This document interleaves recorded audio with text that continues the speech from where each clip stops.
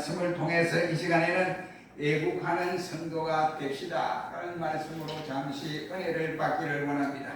인류 역사 가운데서 보면 분명 꼭 평화와 전쟁이 이와 같이 공존하고 있음을 우리는 깨닫게 되어지는 것입니다. 평화는 하나님이 주신 선물이지만 전쟁은 이와 같이 인류의 소망 가운데서 피치 못할 어려움을 겪게 되는 것이 바로 전쟁이다 라고 말을 할 수 있습니다.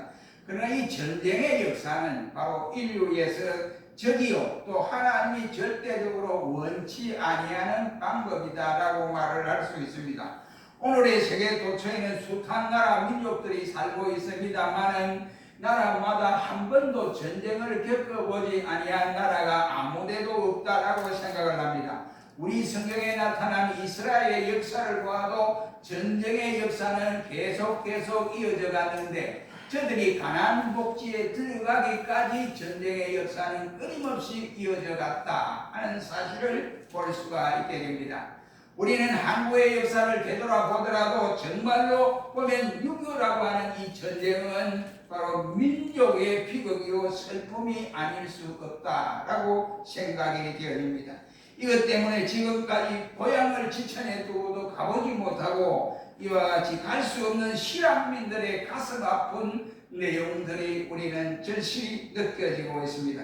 그리고 부모, 형제, 자매, 가족들 아니면 친척들을 바로 생이별해야 하는 이와 같은 가슴에 엉덩이가 치게 만들어버린 것이 바로 6.25라고 하는 전쟁이라고 할 수가 있습니다. 여기 안타까운 것은 역사가들의 기록에 의하면 6.25의 말로 세계 전쟁사 중에서 찾아볼 수 없는 동족 상생의 비극이다 라고 이렇게 말을 하고 있습니다. 그 통계를 보면 남북한의 교회가 바로 2122개가 불이 났거나 아니면 파괴되어 버렸고 그 다음에 목회자들이 바로 523명이 총살을 당하거나 아니면 전쟁에서 죽었다라고 했습니다.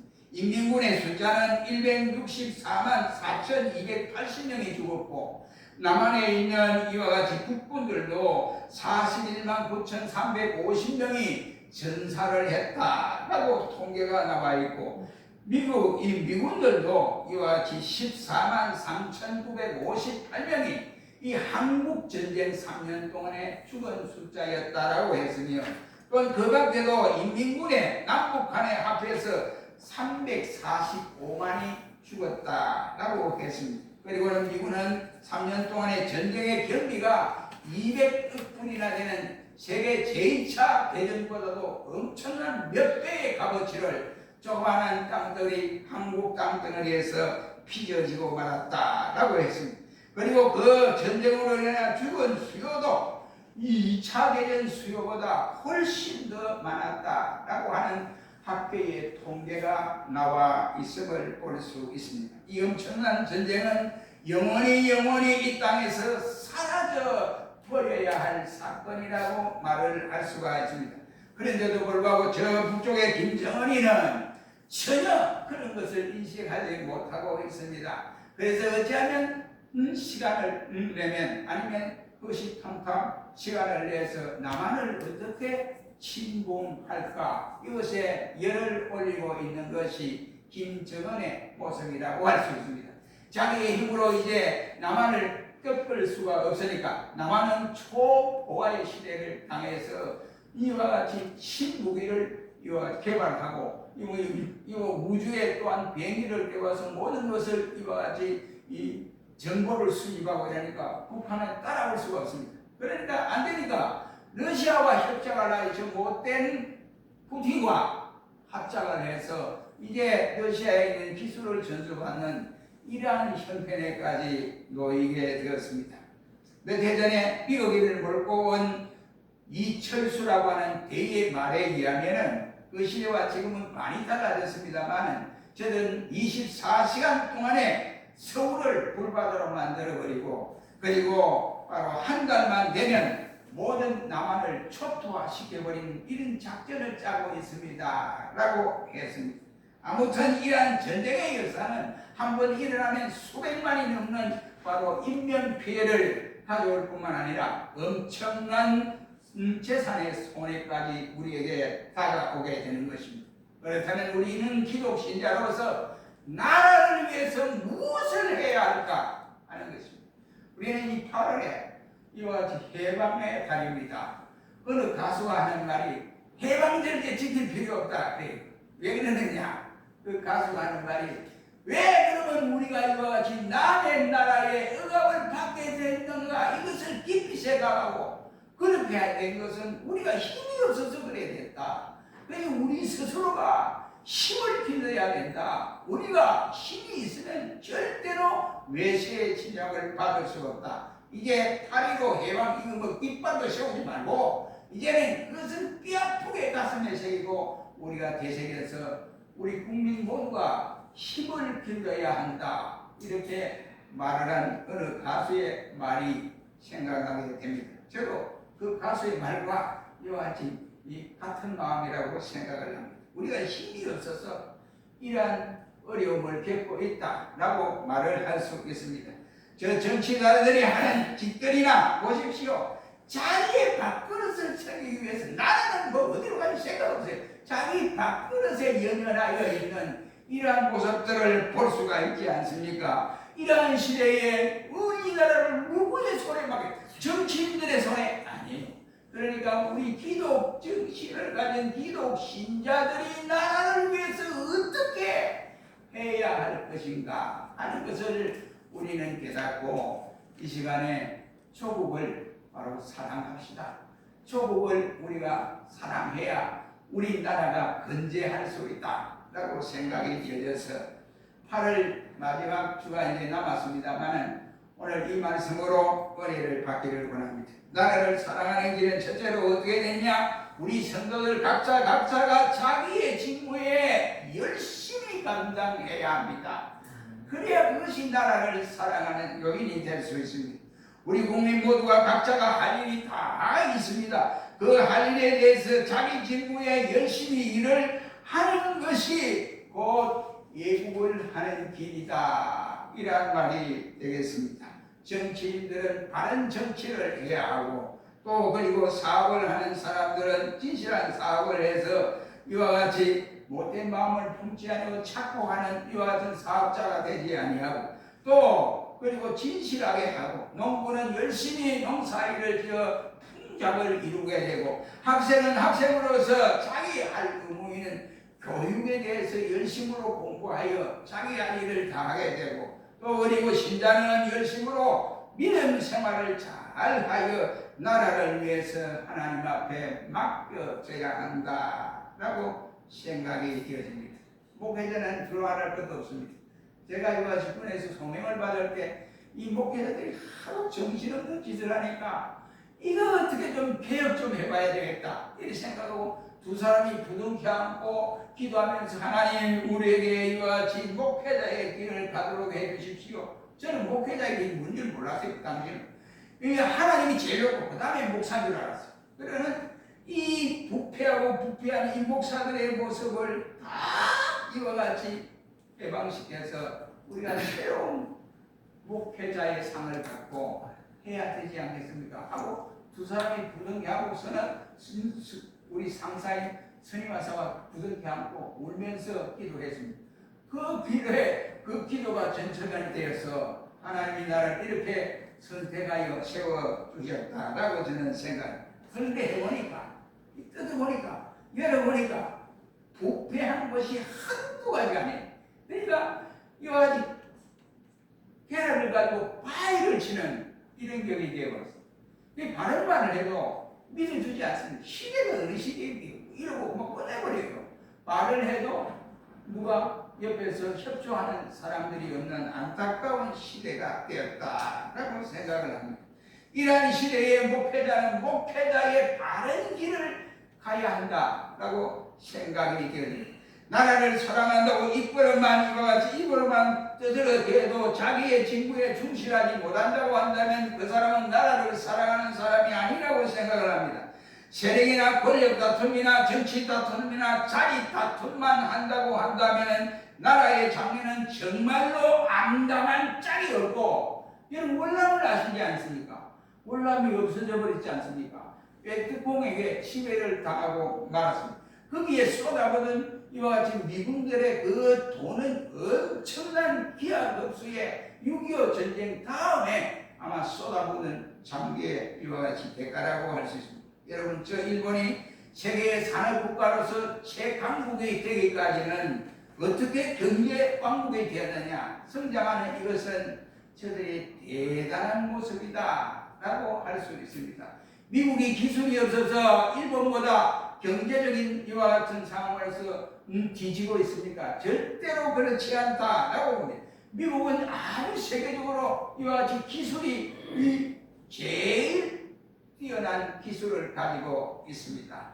그런데 미국은 왜 일본의 경제 대국에 밀렸느냐? 그 이유는 미국은 이와 같이 자기 중심적 사상, 개인주의의 극치를 이루는 나라가 바로 미국이라고 할 수 있습니다. 개인주의가 아주 발달된 나라라고 할 수 있습니다. 저들은 사업을 하든지 아니면 이와 같이 직장 생활을 하든지 퇴근 시간만 되면 고자리에 그냥 장비도 고자리에 두고 나트가 떨어졌든 말든 그냥 고자리에 두고 그냥 퇴근해버립니다. 적시로 정확한 시간에 퇴근해버립니다. 그러면 그 다음에 공장 같은 경우에는 청소차가 와서 싹 해서 싹 끌어가지고 그것을 폐기 처분해버립니다. 쓸 수 있는 나트라든지 쓸 수 있는 장비들도 다 청소차가 가져와서 불태워버리고 맙니다. 그러나 일본은 그렇지 않습니다.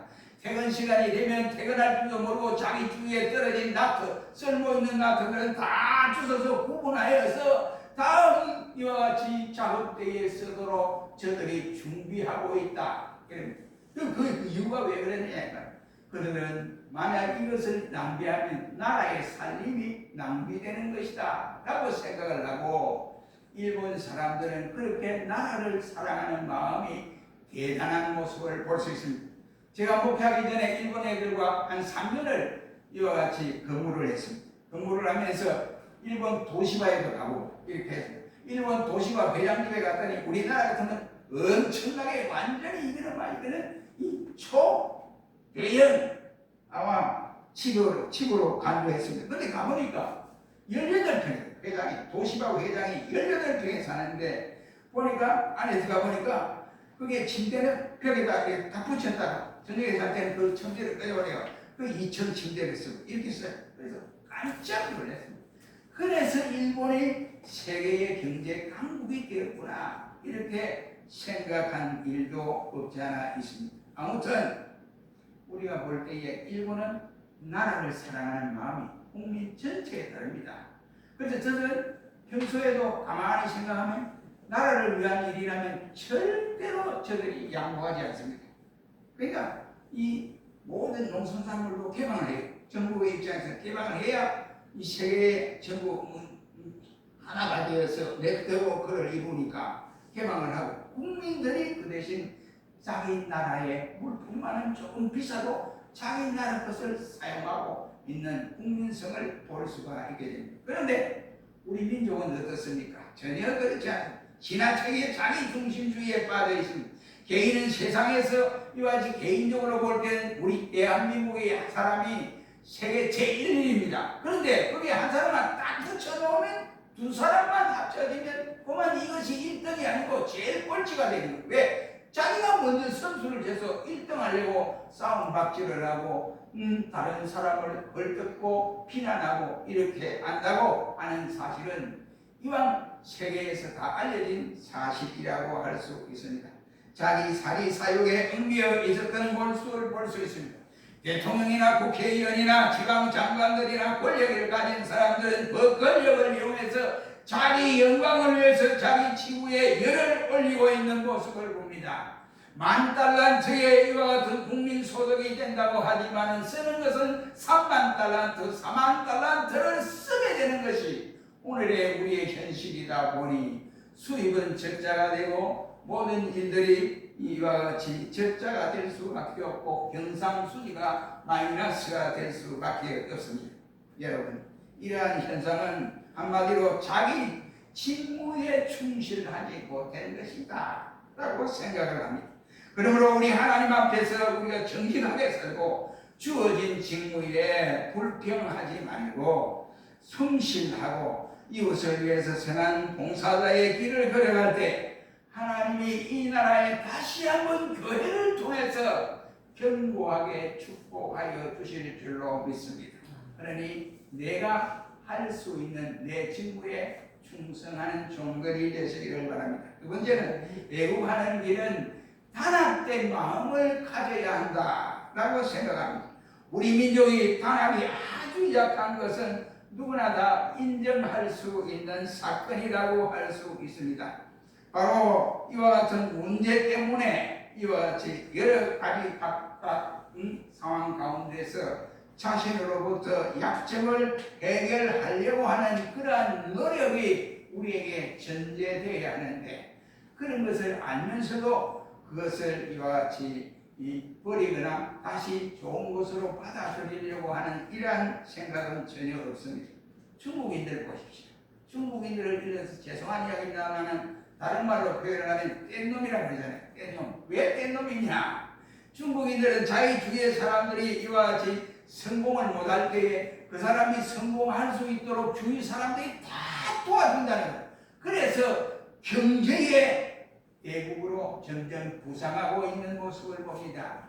제주도에 이와 같이 3분의 1이 아마 이 중국 사람들이 땅을 사고 또 이와 같이 건물을 짓고 이렇게 한다는 말을 들은 일이 있습니다. 오죽했으면 우리나라 사람들이 뗀놈 이런 말을 하지 않습니까?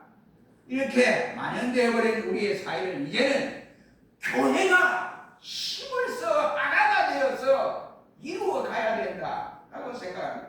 교회만 단합이 되면 모든 것을 감당할 수 있습니다. 그 이유는 배후의 하나님의 역사는 우리가 셀 수 없는 일들을 감당할 수 있게 되어진다. 이런 거예요. 교회가 하나지. 우리가 그 예로 사도행전 13장 1절로 3절 말씀에 말하기를 안디옥 교회를 들 수 있습니다. 안디옥 교회 보면 선지자와 교사와 흑인과 귀족들과 연합된 마음으로 기도하고 하나님 앞에 간절히 섬겨 나갈 때 금식 기도할 때 하나님이 그 안디옥 교회를 부흥하게 하셨고 안디옥 교회를 통해서 바울과 여기에 선교사를 보내는데 바나바를 불러서 예루살렘에 있는 바나바를 불러서 파송하는 선교사로 했습니다. 그 큰 예루살렘 교회도 하지 못했던 일을 자그마한 안디옥 교회에서 하게 되어졌다. 이란 말입니다. 온 교인들이 하나가 되면 우리나라에 살 길은 시간 문제라고 저는 생각을 합니다. 그러니 교회가 이 모든 일에 하나가 되어 실시할 때 이런 나라는 견고하게 되어진다. 이 말이에요. 그래서 교회가 하나 되도록 우리는 기도하고 하나 되는 일에 앞장서는 일들이 일어나기를 바랍니다. 세 번째는 애국하는 길은 오늘 본문에 나타난 다니엘처럼 나라와 민족을 위해서 신자들이 기도하는 것이다 라고 말을 할 수 있습니다. 다니엘은 어린 소년 때에 바벨론으로 포로로 끌려갔습니다. 그는 자기 나라의 회복을 위해서 끊임없이 기도를 했다라고 성경은 말씀을 합니다. 그의 기도는 평탄한 가운데서 행하여진 것이 아닙니다. 그를 죽이려고 하는 사람들이 여러 가지 구실을 붙여서 다니엘을 이와 같이 묶어 놓으려고 다니엘을 실각시키려고 별의별 시호를 다하고 했습니다. 그래서 완전히 다니엘을 멸망시키려고 온갖 노력을 기울였습니다. 그 중에 하나가 우리가 본문의 말씀에 나타낸 대로 이와 같은 다니엘을 사자굴에 집어넣어야 하는 이 법령을 공포하게 이르렀습니다. 그러나 다니엘은 그것을 알면서도 계속해서 나라 회복을 위해서 기도를 했다는 사실입니다. 그의 기도가 어떤 기도입니까? 10절 말씀해 보니까 죽음 앞에서도 기도했다 이란 말입니다.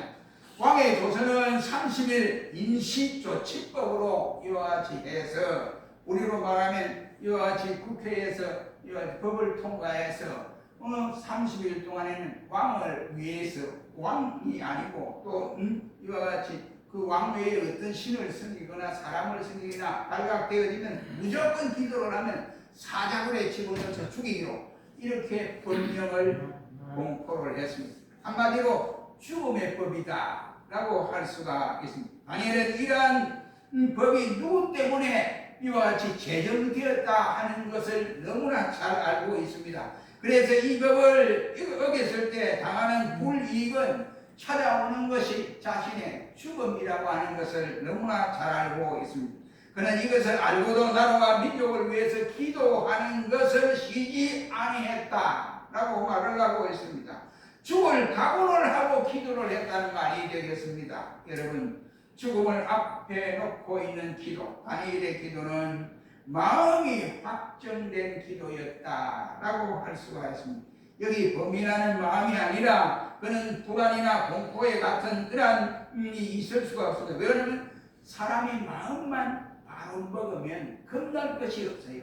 두려울 것이 없습니다. 왜? 결국에는 하나님이 계시니까 내 생명은 하나님이 주장하니 너희가 주장할 수 없다. 그럼 마음대로 해봐라 하고 이와 같이 이 마음을 먹기 때문에 결국은 무서울 것이 하나도 없습니다. 저와 여러분이 잘 아는 박관전 장로님을 잘 압니다. 일제 때 이분이 일본 의사당에 가서 똥물을 치고 가지고 일본 의사당을 확 뒤집어 놓은 사건이 있습니다. 그게 우리나라가 아니고 일본입니다. 일본 국회의사당에 똥물을 먹었다? 이거는 죽을 각오를 하지 아니한 이런 감당할 수가 없습니다. 이처럼 마음이 확정되지 않고는 이렇게 할 수가 있겠는가? 다니엘이 바로 행한 행동이 마음을 확정한 기도를 했기에 그랬습니다.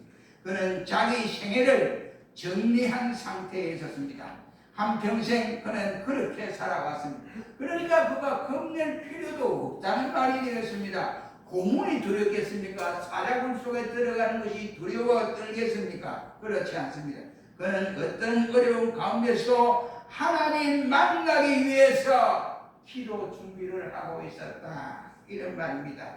그러니 그는 간사함도 필요 없고 그는 자기에게 다가오는 죽음이 온다 할지라도 내가 그 죽음을 맞이하겠다. 그게 하나님의 뜻이다. 이렇게 받아들이고 이렇게 기도했습니다.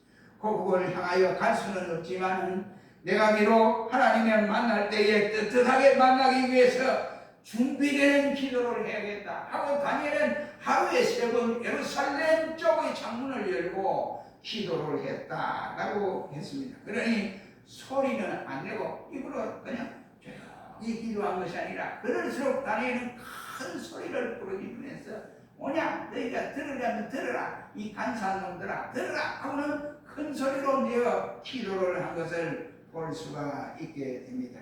그의 이와 같은 기도는 힘없는 바로 기도였다 하는 것을 10절에서 우리에게 보여줍니다. 10절 말씀에 보면 전에 행하던 대로 하루에 3번씩이라고 했습니다. 온 세상이 요동하고 법석을 떨어도 자기에게 주어진 기도의 생활을 계속했다는 말이 되겠습니다. 전에는 행하던 대로라는 이 말은 다니엘의 이와 같이 규칙적인 기도의 생활을 말씀하고 있습니다. 그러니 중단을 모르는 이와 같이 대신 관계의 영도 생활을 계속하겠다는 말이 되겠습니다. 어떤 장애물이라도 기도하는 것을 방해하지 못하고 어떤 것과 대치할 수 있지만은 또 자기가 바쁘다는 핑계로 기도도 안 할 수 있지만은 그러나 그러지 아니하고 이와 같이 계속적인 기도를 하게 했다 이란 말입니다. 다시 말해서 세상 일에 기도를 주장하지 못하도록 이와 같이 해서 기도가 세상을 주관하도록 이렇게 다니엘은 기도를 열심히 했습니다. 그는 자기 집에서 기도를 했다 하고 10절 상반절에 말씀을 하고 있습니다. 자기 집에 들어가서는 했습니다. 이것은 통과사가 분명한 사람이었습니다. 집은 이 세상에 갖는 우리의 최고의 안식처라고 말을 할 수 있습니다. 사랑과 화목과 평화를 나누는 장소입니다. 그런가 하면 경건한 하나님의 백성의 가정은 예외 없이 거룩한 영교의 밀실이라고 할 수가 있습니다. 하나님의 자녀의 집은 하나님을 섬기는 성소입니다. 아브라함의 가정이 그러했습니다. 그리고 욥의 가정이 그러했고 욥바에 있는 피장의 시몬의 집에 베드로가 바로 그러한 일을 했습니다. 어디 그뿐이겠습니까? 저 이탈리아의 군대 장관인 우리가 잘 아는 고넬료 장교가 바로 그렇게 했습니다. 초기 예루살렘 교회나 여러 이방 도시의 교회가 모두 집에서부터 시작이 되어왔습니다. 한국교회 초기에도 보면 조그마한 초가집에서부터 시작을 하여 했던 것이 오늘의 이와 같이 한국교회가 곳곳마다 교회가 세워지는 역사들이 일어나게 됐습니다. 저들의 집은 하나님을 섬기고 기도를 하는 거룩한 처소였습니다. 오늘 본문의 다니엘 역시도 자기의 집을 기도의 밀실로 만들어 놓고 있음을 볼 수가 있습니다. 그는 기도하는 밀실의 집에서 하늘로부터 내려오는 신령한 비밀의 은총을 읽는 장소였습니다. 참으로 요란하고 복잡한 환경 속에 있는 현대의 가정들을 우리가 돌아보시기를 바랍니다. 가정은 오락과 유행과 금주의 물살이 얼마나 파고들죠. 요즘 텔레비 보세요. 그 텔레비를 쫓아다녀요. 이런 텔레비들이 왜 이상하게 경쟁이 나와 빠는 저 경쟁이들이. 아니, 이 방송국이 이 고쳐야 앞으로 큰일 나는 일이요. 예. 왜 전쟁이들이 판을 치냐, 전쟁이들이. 이게 하나님 볼 때 얼마나 답답한 일이 아니었습니까? 경건과 사랑의 복음 자리가 되어져야 할 가정에 이와 같이 재개 없이 전쟁이들이 판을 치고 있습니다. 기독 신자의 가정은 언제나 불신자와는 구별되어져야 된다고 생각을 합니다. 세욕의 뜰로부터 가득 차버리는 환경보다는 하나님을 섬기고 기억하고 감사하고 또 사랑하고 기도에 적합한 분위기로 만들어져야 한다. 이런 말. 이렇게 되는 가정이 많을 때에 우리는 안심할 수가 있습니다. 저 북녘에 아무리 김정은이가 별빛 쇼를 해도 하나님이 그것을 막아주면 하루 끝나버려요. 하나님이 저들 스스로 착고하고 만들어버리면 끝나게 되는 것입니다. 하나님의 역사는 진심으로 자기를 찾는 자에게 향하여 주십니다. 우리는 바로 최전방의 장병들을 믿을 것이 아니라 초고화된 이와 같은 무기를 믿을 것이 아니라 넓게 있어서 우리가 기도할 때 기도하는 자에게 역사하시는 하나님의 능력을 체험하는 신자들이 되어야 돼요. 그래서 이런 신자가 많아질 때 나라는 견제하여질 수가 있습니다. 사랑하는 성도 여러분, 애국하는 성도가 됩시다. 나라를 사랑하는 성도가 되어지자 이 말이에요. 저는 국회의원들 가운데 장로님들도 있고 안수 집사도 있고 서리 집사도 그 많아요. 많은데도 나라 돌아가는 꼬라지 보니까 기가 차요. 과연 저들이 기도하는 사람일까? 과연 저들이 나라를 생각하는 사람일까? 이런 생각이 문득문득 듭니다. 이건 여야 구분할 수 없어요. 똑같아. 그래서 이 시대에 우리 각자가 나라를 사랑하자. 기독 신자가 나라를 사랑하자. 우리 각자가 자기 직무에 충실을 해야 되고 그 다음에 연합된 마음으로 살아가야 되고 나라와 민족을 위해서 부지런히 기도를 해야 된다. 깨어있는 이러한 신자가 되어야 될 때 하나님이 이 나라를 견고하게 하여 주실 줄로 믿습니다. 나라를 사랑하는 우리 모두가 되시기를 주의 이름으로 축원합니다. 기도하겠습니다. 거룩하신 주님, 우리가 나라가 없어서요. 교회가